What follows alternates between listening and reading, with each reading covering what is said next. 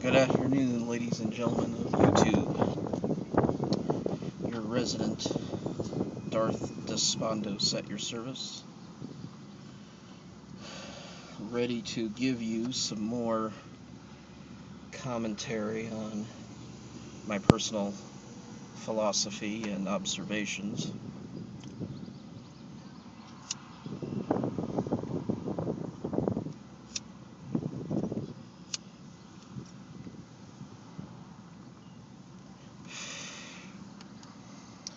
Oh, where to begin?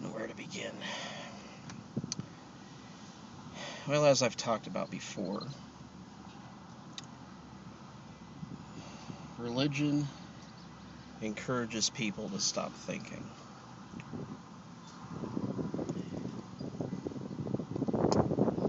And the reason why it does is because its foundation is the system of belief. And belief is not truth. Belief is taking what you see, what bits and pieces that you see, and then forming a picture out of it when you don't have the rest of the pieces. But considering that you're jumping to a conclusion.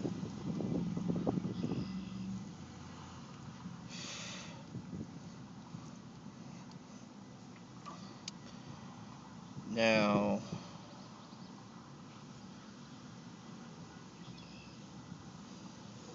a friend of mine. No, sir. Anyway.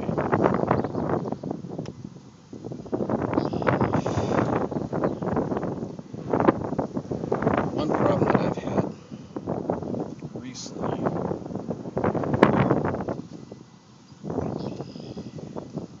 is that another friend of mine who has recently become, well, he's been he's kind of fought being a Christian off and on through his years, because he's always been trying to better his life, and we've always thought that that's the way that it would need to go. Maybe for him it has been. You know, some people do need religion. Some people do need a little kick in the pants. Some people do need a little bit of fear in their lives to make them do the things that they know that they need to do and want to do, because waking up every day and not knowing where your next meal is coming from, and the reason being is because of the decisions that you make every day, what causes that to happen. If there's something that can make you stop that, then I'm all for it. In his case, though, and the biggest downside from what I found out about it, especially someone like himself,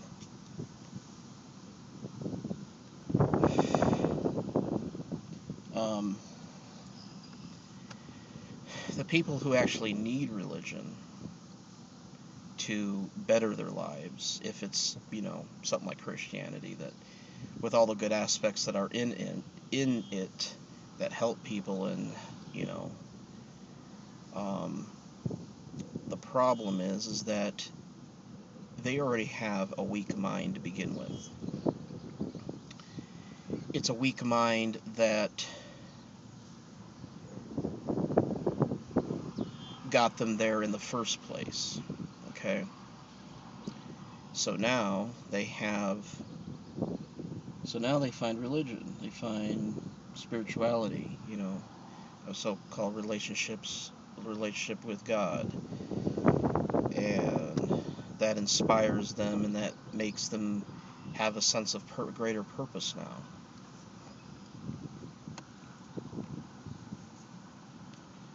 The problem with it is that because they have a weak mind, which led them to being, abusers of drugs, or just not making good decisions, and continuing on those bad decisions day by day. Even if you have disabilities, you can make things better out of it, and you need a better support system.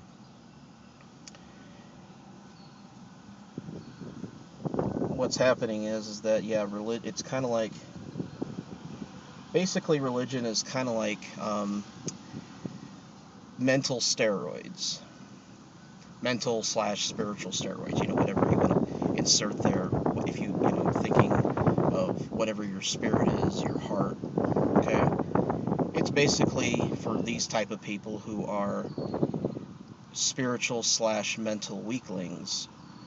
They take steroids to bulk their mass up, to make them strong. The only problem is that, of course, steroids doing this, when you abuse it, when it's used like that, there's a lot of side effects. And the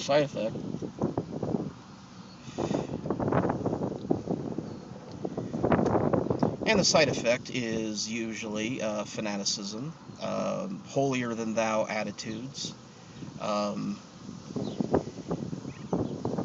in my case, with feeling the brunt of a lot of this, because I've kind of gone the other way, where religion has been a poison to me, because I already had the establishment and the fruits of the Spirit and the strength in my mind to do things that would otherwise help somebody like himself. Then it just becomes a poison. It's it's chemotherapy. Well, no, not that's. Sorry about that. That's another story for another time. That's not even the analogy I wanted to use.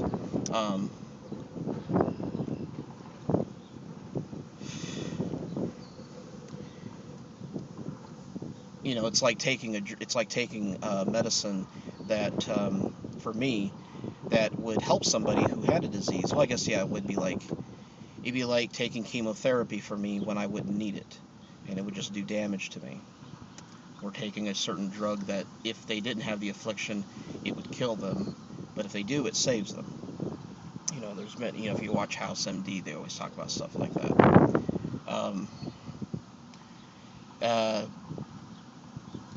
So with the holier-than-thou attitudes, with the kind of contempt that goes along with that, and with having the mental strength, they now start to use their Christianity, maybe sometimes on a subconscious level, and it starts to strain friendships. It starts to break people apart. So they can't handle it, much like steroids. It starts to do bad things, so they kind of go into like this religion steroid roid rage of sorts. But and that's not even the main thing of what I'm talking about, what I'm getting to here, and I'll get here to it now.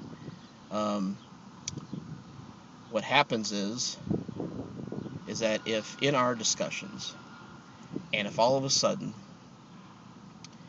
I convince him and I show him what I know, or at least trying to show him what he used to know, and he's trying to do that to me, because I used to be a Christian, I used to believe stuff, but I know now that I was not.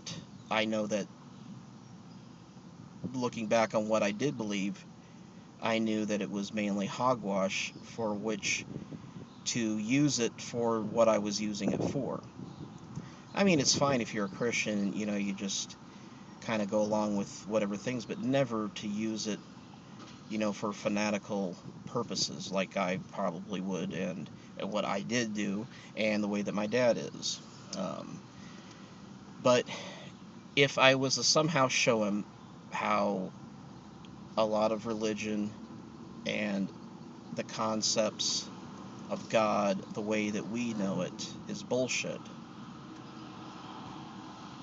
it has a high potential to now, everything that he learned while being a Christian, and all the values he established while being a Christian, and all the work values he learned, if he was to be convinced that the whole thing is bullshit,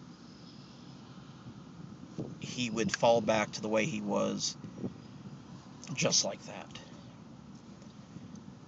He would always say, "Oh, there is no God. There is no God. And I have to stop him, and say, well, no, that's not what I mean.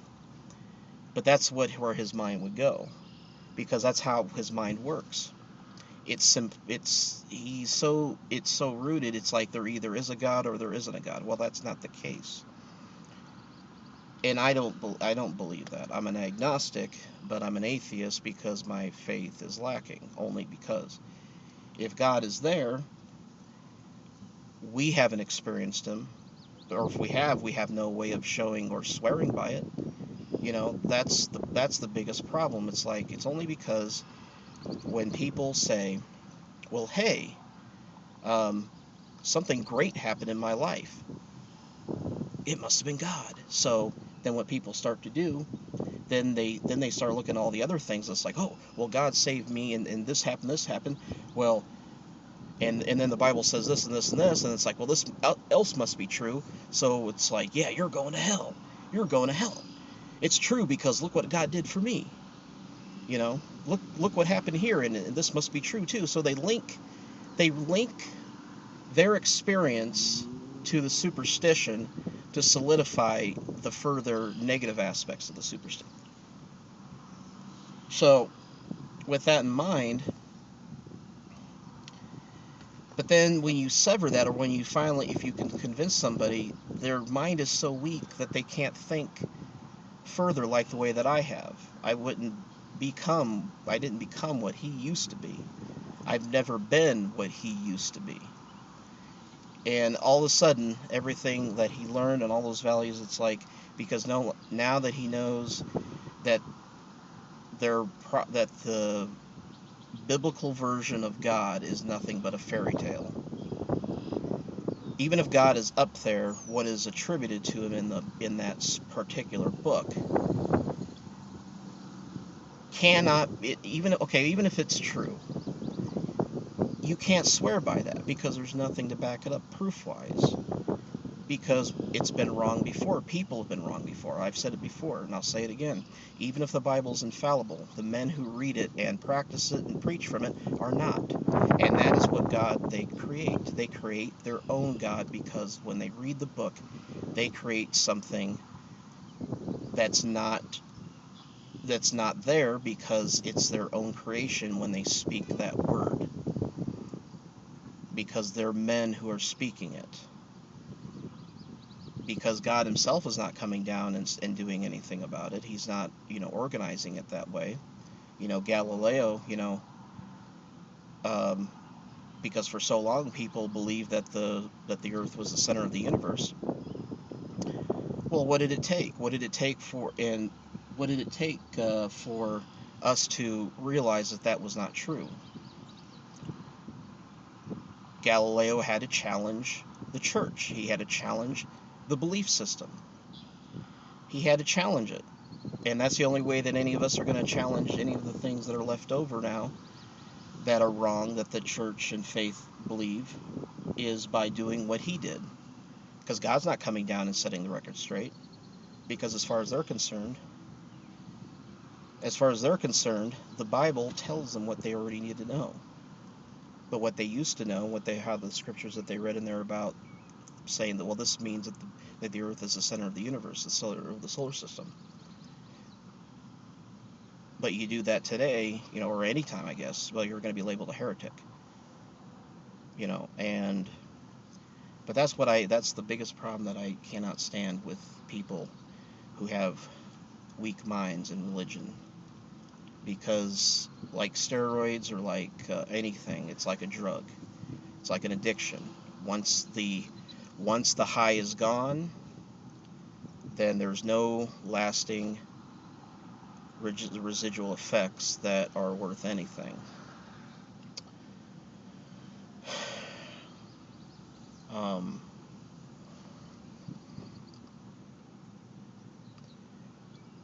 So I've even told them before, it's like, I don't really, I don't want to take this too far, because I really don't want to rob him of the good things that it has brought him.